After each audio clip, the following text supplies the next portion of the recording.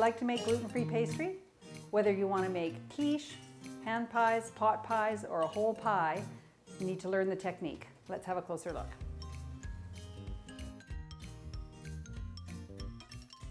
Today I wanted to show you how to roll out a gluten-free pastry. I've been making a lot of pastry at my cooking classes, and so I just wanted to do this demonstration. So I typically have a wet dishcloth that I put on the counter, and then I have these flexible cutting mats. It's just a quick gluten-free surface that I can use for all kinds of things, and it turns out that it's pretty good for rolling my pastry. So I just took these 3 pieces of pastry out of the fridge. So this is a full recipe of pastry.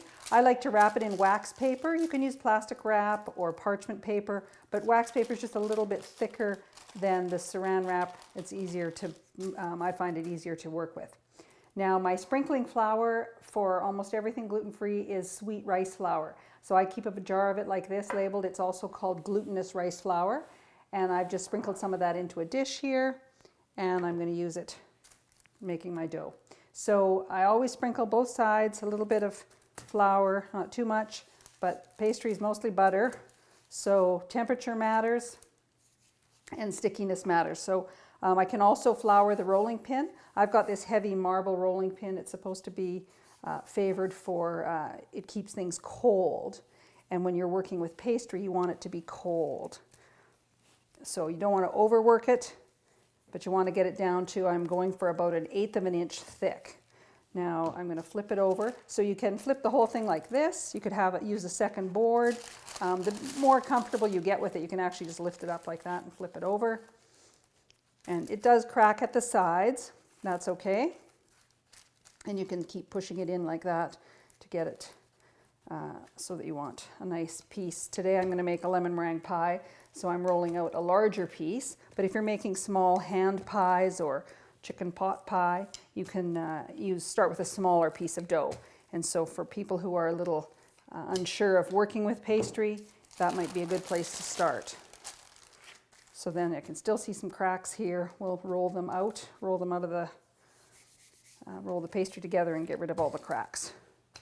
So I'm going for about, if my pie plate is about 9 inches, then I probably want 10 inches. A bit of a crack there. I might just use this to flip it over.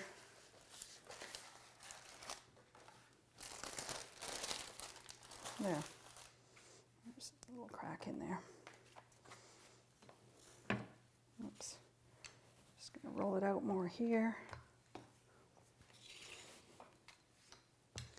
There, it's getting to be a nice size circle. So starting from the center and out, when you go out, you want to lift it up a little bit. If you go right off the edge, then it makes the edges thinner than you want, thinner than the whole dough. So you're trying to get an even thickness of the whole dough.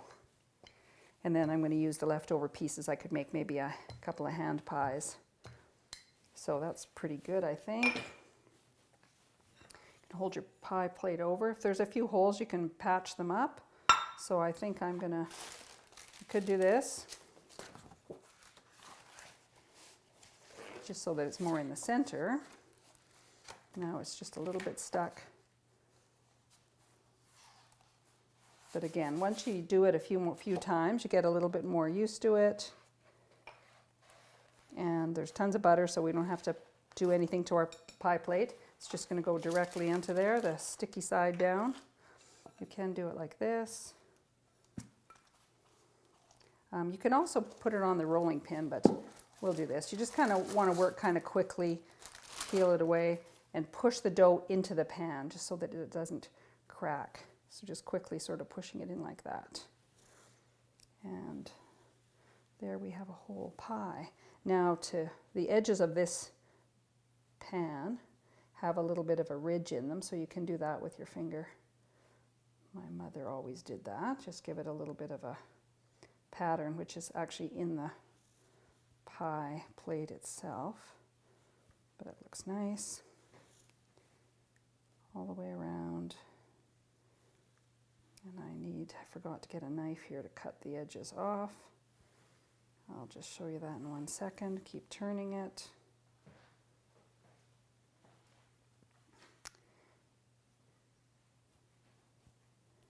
And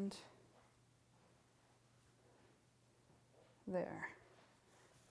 And then here's my knife that I was cutting my butter with. So I'm going to cut it sort of at an angle this way into the pan, so that because it'll shrink when it cooks. And I can use these. I can use these little bits of pastry to make a repair. It's a bit too thin right there. There. And if at any time when you're working with your pastry it's too soft, put it back in the fridge. You can put it back in the fridge in any step that you saw me doing, and let it get cold. But it is always the nicest when it's the freshest piece of dough, just the way it was made, and the first time it's rolled out. So what I'll do is take this piece, I'll put it back on the wax paper, but I'll wait and I'll roll these out and use the trimmings and add them all together before I put it in the fridge. So then I'll have just one bigger piece to work with, and I'll probably make some individual hand pies. This is my single recipe of pastry on my website, and it'll make 2 pies like this or a double crust pie. So there you go. That's my pie. That's what I wanted it to look like. Thanks for watching. I'm Cindy, the Everyday Gluten-Free Gourmet.